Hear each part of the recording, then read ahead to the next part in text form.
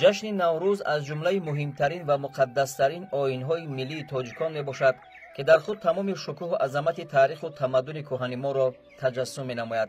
дар ин айёми баҳорӣ мардуми мо ба тозаву озода намудани хонаи худ машғул шуда, гулгашту хиёбон ва боғу майдонҳоро ободу хӯрам мегардонанд, либоси нав ба бар менамоянд ва ҳамдигарро бо дилу нияти нек ва орзуи зиндагии осудаву хайру баракати хонадон бо фарорасии соли нави аҷдодӣ, омадани баҳор ва оғози мавсими кишту кор табрик менамоянд.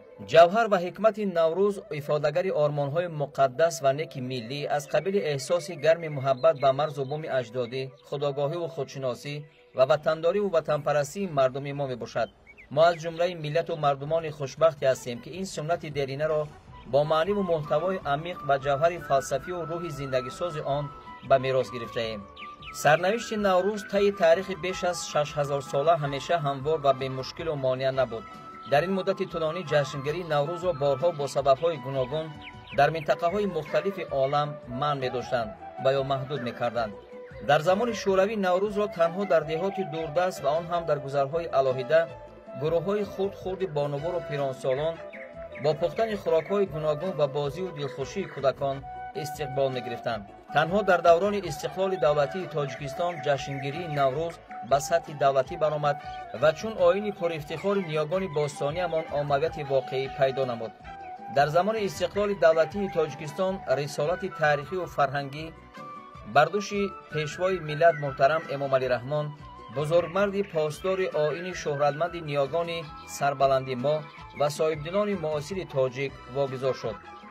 хислатҳои волои ватандӯстию ватанпарастӣ, дарки худшиносӣ ва огоҳ будан аз таъриху фарҳанги миллии кӯҳантамаддуни хеш ба президенти мамлакат муҳтарам Эмомалӣ Раҳмон нерӯи тозае бахшид, то иқдоми ҷаҳонишавии наврӯзро ба миён гузорад, арзишҳои таърихию фарҳангӣ ва суннату оинҳои неки ин иди ниёгонро ба ҷаҳониён бо мақому манзилати баландаш пешкаш намояд. сарвари давлат муҳтарам Эмомалӣ Раҳмон дар солҳои басу вазнини пас аз истиқлоли давлатӣ ба даст овардани Тоҷикистон бо фидокорӣ ва ҷони худ зери хатар монданҳои бешумор тавонистанд, ки аҳли илму фарҳанг ва тамоми нерӯҳои солими ҷомеаро атрофи ғояҳои муттаҳидсозанда, пешбаранда ва эҳёи фарҳанги миллӣ гирд оварда, давлати ҷавони моро аз вартаи фано раҳо намоянд.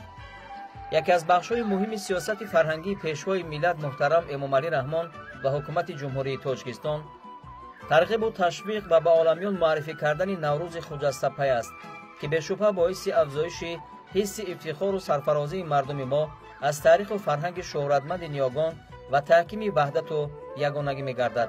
хизмати пешвои миллат муҳтарам Эмомалӣ Раҳмон дар эҳёи наврӯз ва таҷлили густурдаи он назаррас аст. маҳз талошову тадбирҳои созандаи сарвари давлат буд, ки наврӯз дар Тоҷикистон аз сол ба соли дигар бо шаҳомати хоса таҷлил карда мешавад. тибқи андеша ва эътиқодоти аз аҳди бостон то ба имрӯз расида ва собит гардида, наврӯз айёми эҳёи табиат, баробаршавии шабу рӯз, пирӯзии нур ба зулмот, гармию нармӣ ба сардию тундӣ, некӣ бар бадӣ, адолат бар разолат, зебоӣ бар зиштӣ, рамзи покизагии тану ҷон, бахшиши гуноҳҳои ҳамдигар, навозиши ятимон, замони густариши ободониву бунёдкорӣ ва оғози корҳои кишоварзӣ аст. президенти мамлакат муҳтарам Эмомалӣ Раҳмон ба ҳайси раҳбари анҷумани тоҷикону форсизабонони олам баҳри эҳёи анъанаҳои шӯҳратманди тамаддуни ориёӣ, тарғибу ташвиқи он дар байни мардумони ориёитабор гомҳои пайвастаю устувор мегузоранд. ташаббусу ибтикороти наҷибонаи ӯ дар ин роҳи пейчону пурифтихор аз ҷониби роҳбарият ва мардумони ориёинажоди Эрон, Афғонистон, Ҳиндустону Покистон ва дигар кишварҳо дастгирии ҳамаҷониба ёфт. ҷомеаи мутамаддину муосир аз ҷумла намояндагони беш аз 190 мамлакати олам, кишварҳои аъзои ташкилоти бонуфузи сайёра Созмони Милали Муттаҳид, ки ба оинҳои инсондӯстона ва хирати созанда ниёз доранд, бо ҳамовозии амиқ пешниҳоди арзандаи пешвои миллат президенти ҷумҳурии Тоҷикистон муҳтарам Эмомалӣ Раҳмонро оид ба мақоми байналмилалӣ додан ба Наврӯз ҷонибдорӣ намуданд. пуштибониву муаррифии ҷашни аҷдодӣ аз минбарҳои созмонҳои бонуфузи ҷаҳонӣ боис гардид, ки аҳамияту афзалияти Наврӯзи аҷам ба гӯши мардумони сайёра расад. маҳз ҳамин ҷаҳду талошҳои сарвари давлати мо муҳтарам Эмомалӣ Раҳмон, аҳли фарҳанги Тоҷикистон ва дастгирию ҳамфикрии кишварҳои ҳавзаи тамаддунии Наврӯз буд, ки солҳои 2009 ва 2010 ин ҷашни пурифтихор ба маънии томаш جهانی شد. سال 2009 عید نوروز از جانب کمیته حفظ میراث فرهنگی سازمان ملل متحد رسما به فهرست یونسکو عاید به میراث بشری فرهنگ جهانی داخل کرده شد. 19 فوریه سال 2010 مجمع عمومی سازمان ملل متحد قطعنامه قبول کرد که طبق آن جشن نوروز مقام بین المللی گرفت، یعنی نوروز رسما جهانی شد. شروع از سال 2010 نوروز خجست‌پی در سطح جهانی همچون جشن بین المللی در جمهوری تاجیکستان، جمهوری اسلامی ایران، ترکمنستان، جمهوری اسلامی افغانستان با شکوه خاصه این جشن خسروانی تجلیل گردید. جشن یکم و دوم بین المللی نوروز جهانی سالهای 2010-2011 در جمهوری اسلامی ایران برگزار گردید. سرور دولت تاجیکستان محترم امامعلی رحمان ضمن سخنرانی خود عاید به جهانی شوی این عید فرخنده باستانی و افزاینده دوستی و رفاقت میان فرهنگ‌های و تمدن‌های گوناگون اندیشه‌رانی کردند.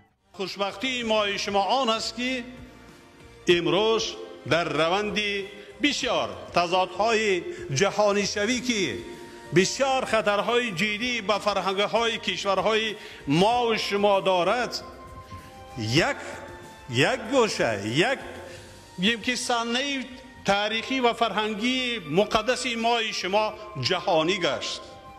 این بسیار ظفری بزرگ است. بعد 6000 سال در این همایش جهانی نوروزی راهبران و نمایندگان والامقام دیگر کشورها نیز سخنرانی نموده به تشبس‌های ارزنده پرزیدنت جمهوری تاجیکستان محترم امامعلی رحمان بابت مقام جهانی گرفتن جشن نوروز و به یک عامل متحد کننده مردمان سیاره مبادل گرداندن آن بهای بلند دادند. سال 2012 تحت سروری محترم امامعلی رحمان تاجیکستان و مردم کشور میزبان جشن بین المللی نوروز در شهر دوشنبه شدند. به این مناسبت در پایتخت کشور کنفرانس بین المللی نوروز 2012 و تنتنه‌های با شکوه ایدانه برگزار گردید. برای اشتراک در این تنتنه‌ها به تاجیکستان سران دولت‌های افغانستان، ایران، پاکستان و دیگر مهمانان عالی مقام از زیاده از 40 کشور و 35 سازمان منطقوی و جهانی تشریف آوردند. در افتتاح کنفرانس بین المللی نوروز 2012 سرور دولت تاجیکستان محترم امامعلی رحمان و سران دولت‌ها و سازمان‌های بین المللی سخنرانی نموده با افتخار و سرفرازی به پایان با جهانی شوی این جشن باستانی مردم کل کشورهای حوزه تمدنی نوروز عالم افروز را تبریک و تهنیت گفتند. منبع جشن نوروز بین المللی سال 2013 در ترکمنستان و سال 2014 در جمهوری اسلامی افغانستان با برپا کردن چهاربینی‌های ایدانه تجلیل گردید. سال 2015 نیز چون سالهای دیگر ناوابسته از آن که تجلیل بین المللی نوروز خجسته در کدام دولت صورت می‌گیرد در تمام گوشه کنار تاجیکستان صاحب استقلال مردم صاحب فرهنگ و تمدن آفر تاجیک این آیین فرخنده و باستانی ما را با شکوه خاصه استقبال گرفتند. سال 2016 هم پایتخت تاجیکستان شهر زیبای دوشنبه مکان برگزاری تنتنه‌های نوروز جهانی شد. 20 مارس سال 2016 پرزیدنت جمهوری تاجیکستان محترم امامعلی رحمان در کاخ باربد پایتخت چون عنعنه نکوی نوروزی در عرفه این جشن فرخنده جهانی شده با زیایان مملکت ملاقات صدبخش انجام دادند.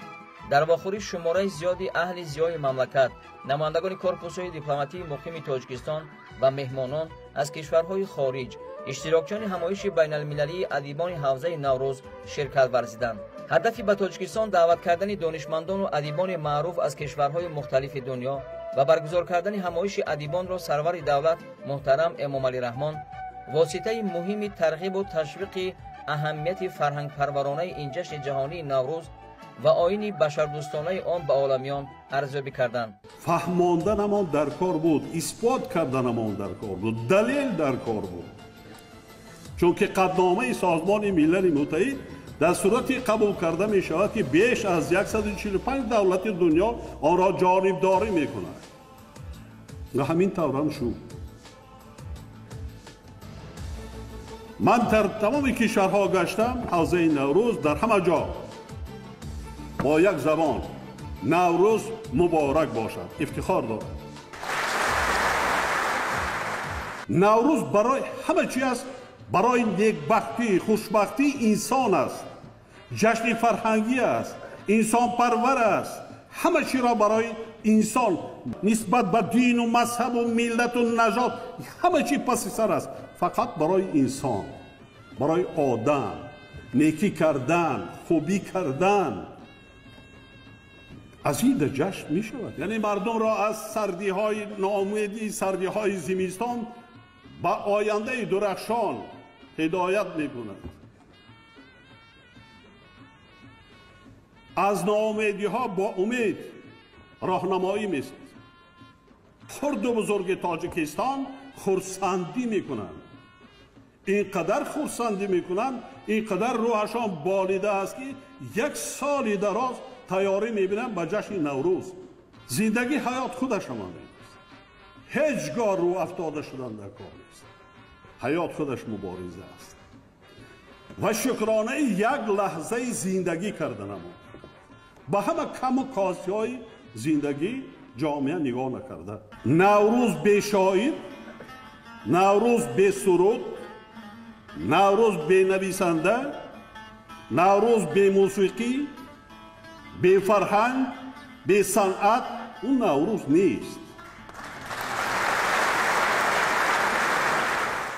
بعد سخنرانی سرور دولت محترم امامعلی رحمان، یک گروه اشتراکچیان همایش بین المللی ادیبان حوزه نوروز برآمد کردند. آنها با ذکر خصوصیت‌های خاص نوروز بین المللی و تشبس‌های ارزنده پرزیدنت جمهوری تاجیکستان بهر جهانی گردانیدن نوروز عجم بهای بلند دادند و این خدمت‌های شایسته پیشوای تاجیکان جهان را نمونه عالی بشردوستی و فرهنگ پروری امامعلی رحمان معنیداد کردند. در دوران صاحب استقلالی کشور با تشبس و تلاش‌های سازنده پیشوای ملت محترم امامعلی رحمان، نوروز سوخت، ختلان، بدخشان و ناحیه‌های تابع جمهوری با خصوصیت‌های خاصش با رقص و بازی، اجرای سرودهای خلقی، نمایش هنرهای مردمی، تیار کردن طعام‌های ملی خاص نوروز، نوازش یتیمان، دستگیری نیازمندان و برگزاری چهاربینی‌های ورزشی جشن گرفته می شود. ما افتخار میکنیم که بعد صاحب استقلال گردیدن تاجیکستان عزیزمان با شرافت استقلالیت، صلح و ثبات جامعه و وحدت ملی، جشن بزرگ اجدادیمان نوروز عمری دوباره کسب کرده. امروز در سراسر مملکت و بیرون از آن با شکوه و شهامت بی سابقه تجلیل می گردد. ما افتخار داریم که تاجیکستان بر حق وطن نوروز، صدد، تیرگان و مهرگان است.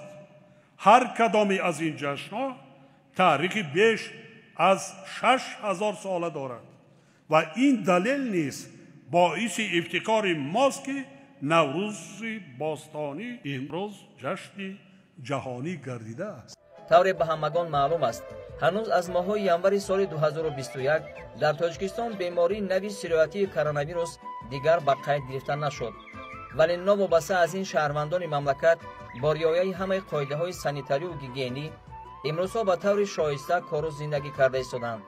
تمام تشکیلات و مؤسسه‌های ساحه‌های معارف، تندرستی و دیگر بخش‌های مهم اقتصادی منتظم فعالیت دارند. ما امروز شکرانه می‌کنیم که از آغاز ماه ینور در کشورمان عموماً بیماری سرایتی کووید 19 از بین رفته است.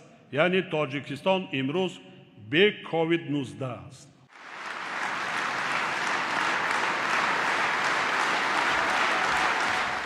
به خاطر تجلیل جشن نوروز بین المللی از پایتخت مملکت شهر زیبا و بهار آغوش دوشنبه سر کرده، همه شهر و ناحیه‌های کشور قبای ادانه به بر نموده برای تجلیل جشن نوروز بین المللی با دستاوردهای ارزنده مهنتی آمادگی می‌گیرند.